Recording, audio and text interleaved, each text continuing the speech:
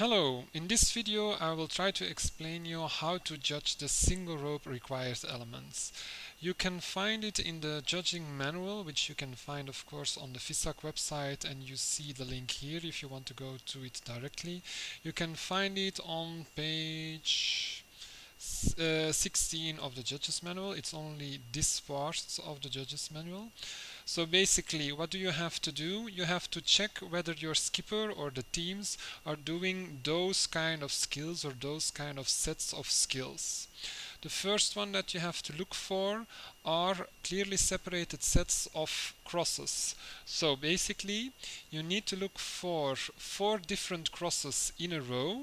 So basically without any basic jump in between or any basic side swing in between. They have to be clearly separated. So if you do 2 of those sets of at least 4 different crosses, there have to be at least 3 skills in between that are of course not such a series of crosses. Then you get the 2 points for the 2 clearly separated sets.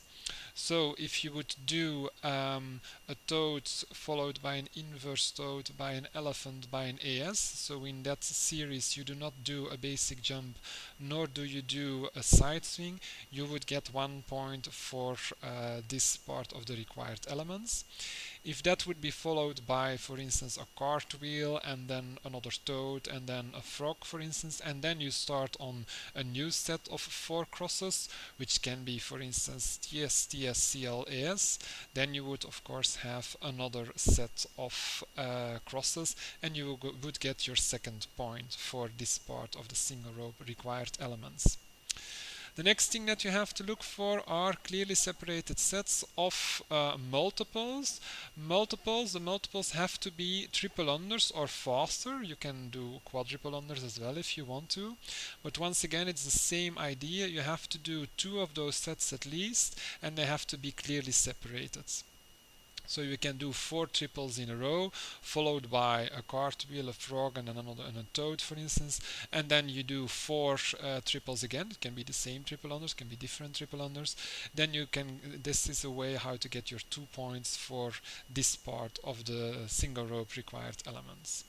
Number 3 are the gymnastics. You just have to do 2 gymnastics, at least 2 gymnastics, to get full credit for the single rope required elements in your freestyle. It can be a roll, a cartwheel, a backflip, whatever, doesn't really matter. You just have to do at least 2, and it does not say that they have to be clearly separated. Then you also have to do power skills. You only have to do 2 power skills. Just one remark, going into and coming out of the same power skill is not considered as 2 power skills. So if you would do a double under push-up, so in which your rope goes, you jump up and your rope goes under your feet and then you land in the push-up, and then you pull the rope under when you come out of the push-up, that is only 1 power, of course. So you have to do 2 powers in the whole routine. It can be a frog, it can be a push-up, it can be a split, it can be a crab, and so on and so on.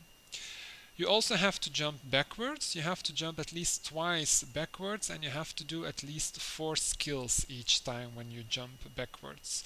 4 skills is not the same as 4 jumps. You really have to do 4 skills backwards.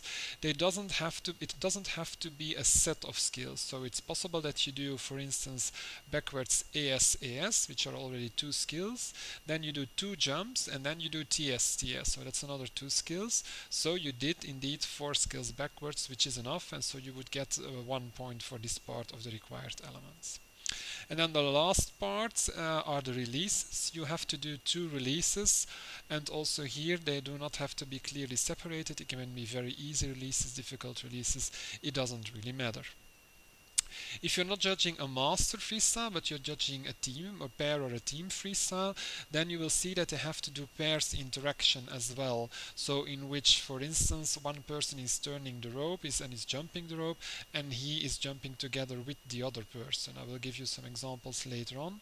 You will have to do 2 clearly separated different pairs interaction in your routine. So once again, clearly separated, so at least 3 skills in between, and you have to do 2 of them. It can be very short pairs interactions, it can be long pairs interactions, it doesn't matter. You have to do 2 at least, and they have to be clearly separated. Okay, that is the theory. Let's have a look at a freestyle. So let us have a look at these freestyles. Once again, we're going to look for the required elements, which are the cross combinations, combinations of triples or quads, or a combination of triple and quads, the power skills, the releases, gymnastics, also pairs interaction, and the backward skills. And as mentioned before, you can find all of this on page 16.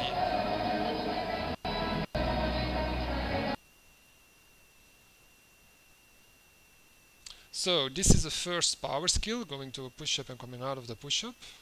This is of course a gymnastic skill. This is another power skill. This is a very basic pairs interaction, but you're not looking for the difficulty. You just have to write down that they did do a pairs interaction. If you look at the girl in the green, she just did two skills backwards. This is number 3 and this is number 4. So you would say these are 4 skills backwards, but if you see at the other girl, she didn't do the 4 skills. She only did 3 of the 4 skills. So we are not allowed to write down that they did 4 skills backwards.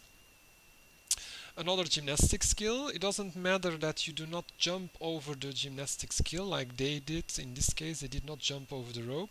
That doesn't matter. As long as you can show that you can do a gymnastic, it's okay.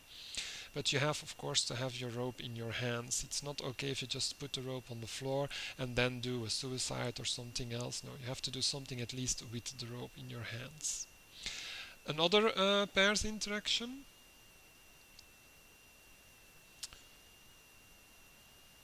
The next required element that they do is a set of triples, 1, 2, 3, 4. And if you looked very closely, you've seen that there are 4 quadruples, which is also okay. It would have been okay if they did 2 triples followed by 2 quadruples, as long as there are no jumps in between. That's all fine for the required elements. Here they do 2 gymnastics, a suicide and a kip, so that's 2 more gymnastics.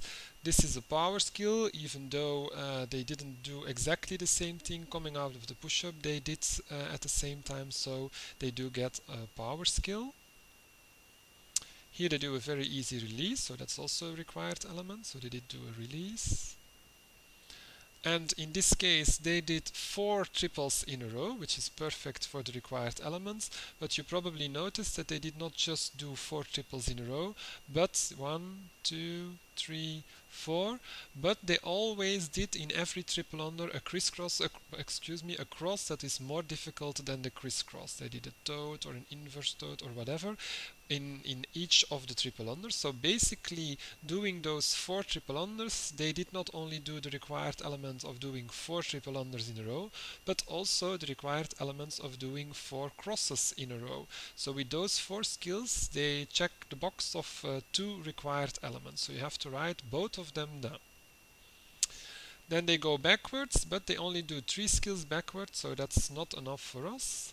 They will do another set of triples, so 4 triple unders, but not all of them were with crosses that are more difficult than the crisscross, so it's just a set of 4 triple unders.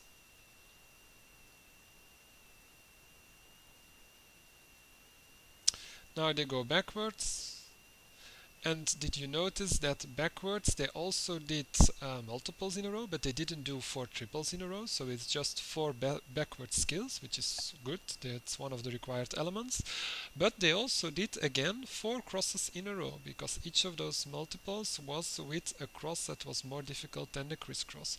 So once again, doing 4 skills, but they do get a credit for 2 required elements, for doing skills backwards, for at least 4 of them, and also doing crosses in a row. Another release, and that was the end of the routine.